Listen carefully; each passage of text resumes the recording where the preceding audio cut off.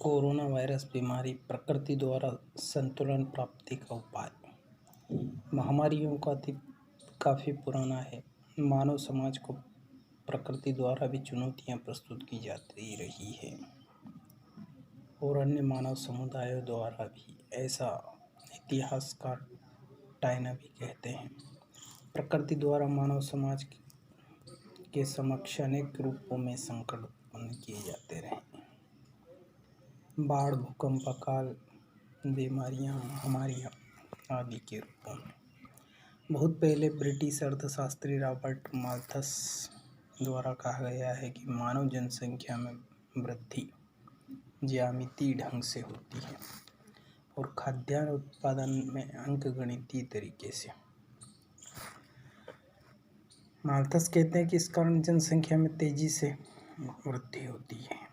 इस अधिक मात्रा में बढ़ती जनसंख्या को नियंत्रित करने के लिए प्रकृति बाढ़, भूकंप, अकाल आदि उत्पन्न करती है, या फिर मानव अपने विवेक से जनसंख्या को नियंत्रित कर ले, ऐसा माल्थस कहते हैं। इस बार प्रकृति द्वारा कोरोना बीमारी के द्वारा मानव जनसंख्या को नियंत्रित करने का प्रयास किया जा रहा है, क्योंकि मानव जनसंख्या में बेतहाशा वृद्धि के कारण भारी मात्रा में प्रकृति को क्षति पहुंची है। जंगलों को काटकर उन्हें आवास, कृषि कार्य, यातायात, उद्योगों, बांधों को निर्मित किया गया है। बढ़ती जनसंख्या की विभिन्न आवश्यकताओं को पूरा करने के लिए खनिज संसाधनों का तीव्र गति से विदोहन किया गया। अधिक उत्पादन के लिए रासायनिक उर्वरकों, कीटनाशकों, खरपतवार नाशकों का इस्तेमाल करके उद्योगों के द्वारा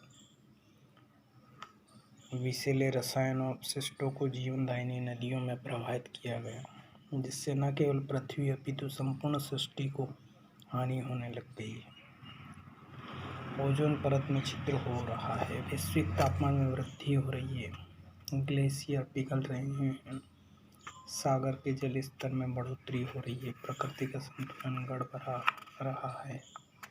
एक दृष्टि से देखें तो कोरोना जैसी वायरस जनित संक्रामक बीमारी के द्वारा प्रकृति अपना पुनः संतुलन एवं स्वास्थ्य को प्राप्त करने का प्रयत्न कर रही है।